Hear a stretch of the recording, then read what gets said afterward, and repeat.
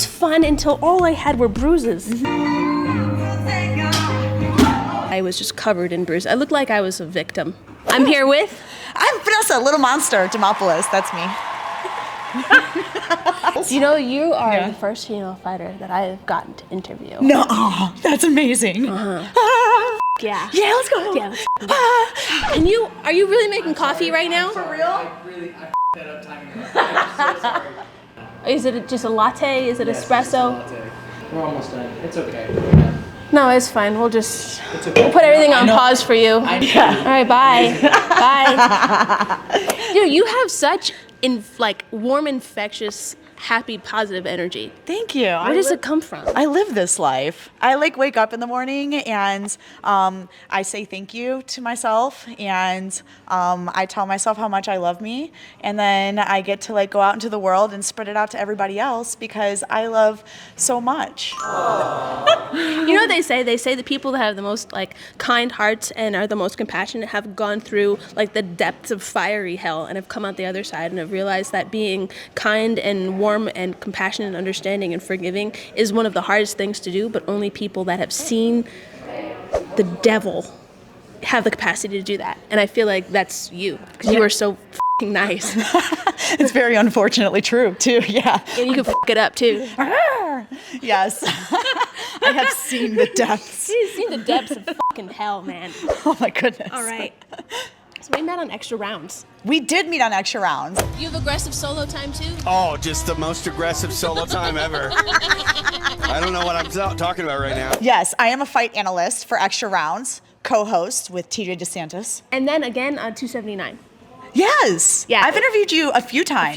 2, 3, 17. 2, 3, or 17. It's Yes. really somewhere in the midst of that. And I'm super excited because it's blossomed into this beautiful friendship. So I'm just giving a little backstory to everybody else before we get into it. I do love me some Nina. She is wonderful. And I love me some Little Monster. And we embraced each other after your last fight at the Apex, and you were all sweaty, and I wish I could pick you up like Bang did, but I didn't get you. I don't think I can, but today I wore sandals so I can take them off so I can try to catch you. Stop it! We're doing this. Okay, yes, and I wanted absolutely. to do it here in case I fell down, because I tried to let Laura Sanko jump on my back once, oh gosh, and I collapsed immediately. So we're gonna do it here. Okay. Well, I do know that you've worked out. So if you guys don't know, Nina has actually trained MMA several times, maybe 3 or more. 3. Yes, and so I believe she can pick me up. I believe in you. I've been working on my glutes, which we have to get into because you have great glutes, by the way. Thank you. And I was told several times. They're my beautiful assets. Get it? Assets. You have many beautiful assets. Ooh.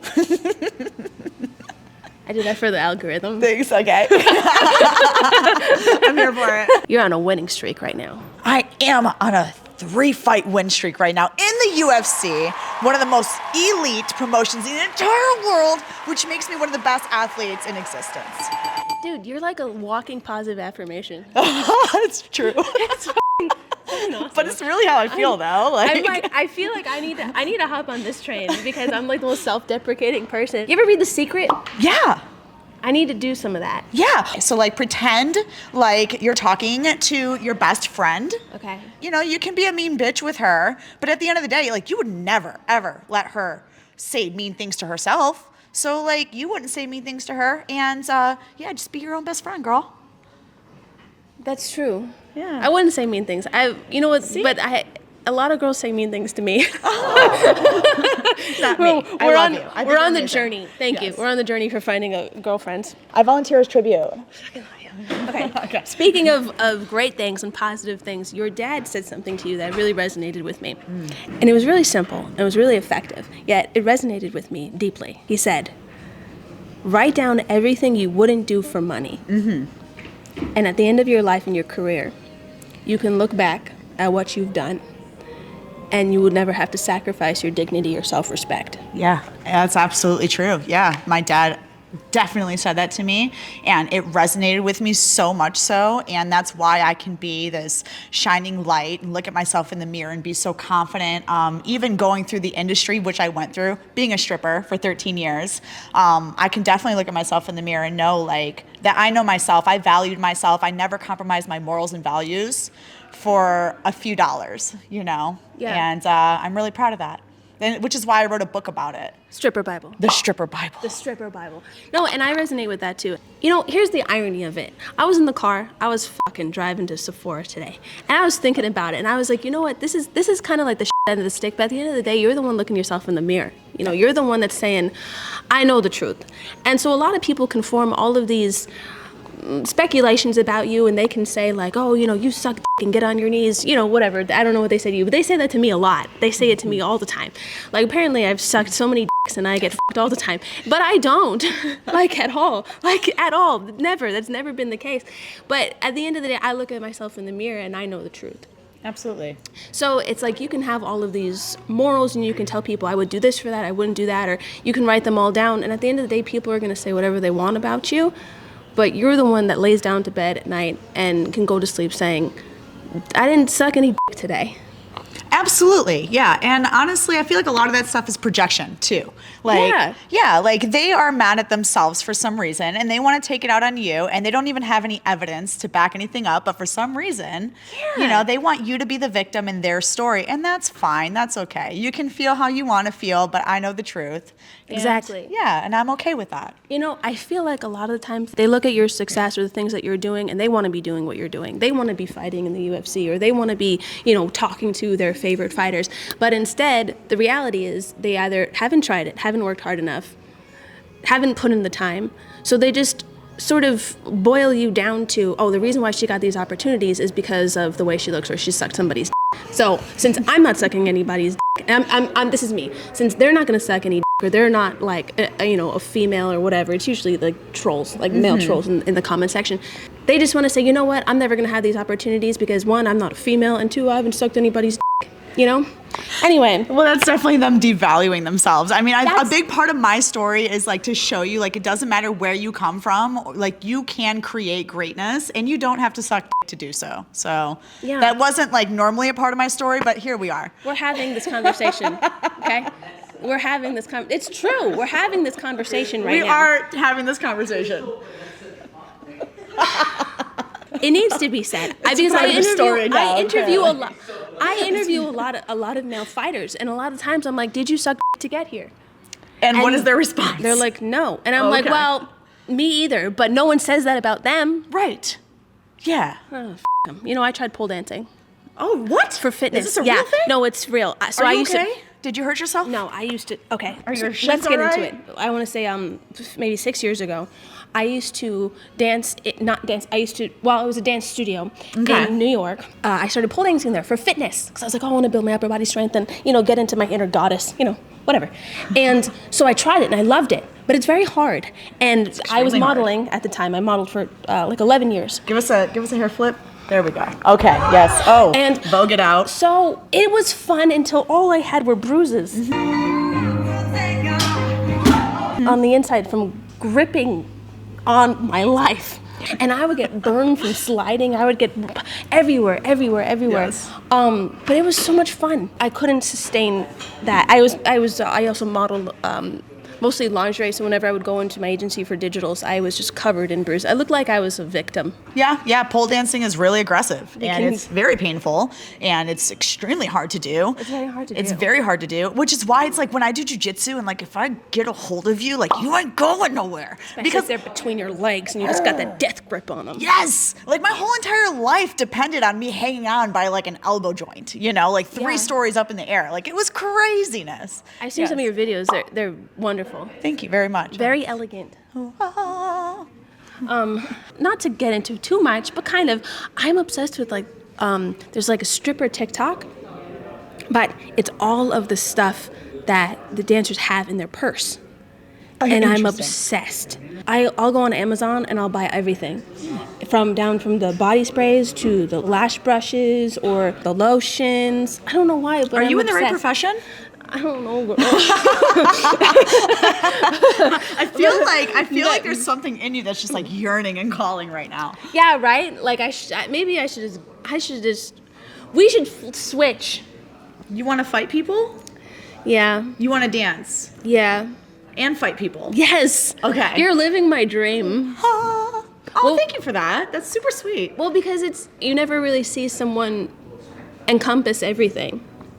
And it's cool because you just That's like such a huge honor that you say that I encompass everything. well because you're the epitome of someone who is gonna do.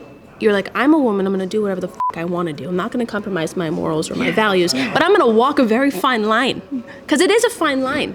It is. It's a But very you fine did it. line. But you've done it with such grace, and not only that, you wrote a book on it so that you could help other women. Which, to be honest, in my experience, most women don't want to help other women, and as I feel like a lot of people lie about that. Like a lot of women lie and say that they want to help each other, and they don't.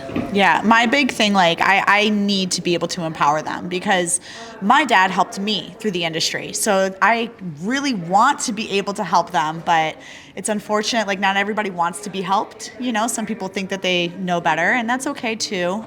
You know, you have to love people exactly where they are, you know, and meet them where they're at. Facts. Fucking facts, Vanessa. Damn. Your grandma gave you sage advice because you used to get into some fights when you were in school. You used to fight a lot of other boys. Boys, yeah. And she said never hit a girl.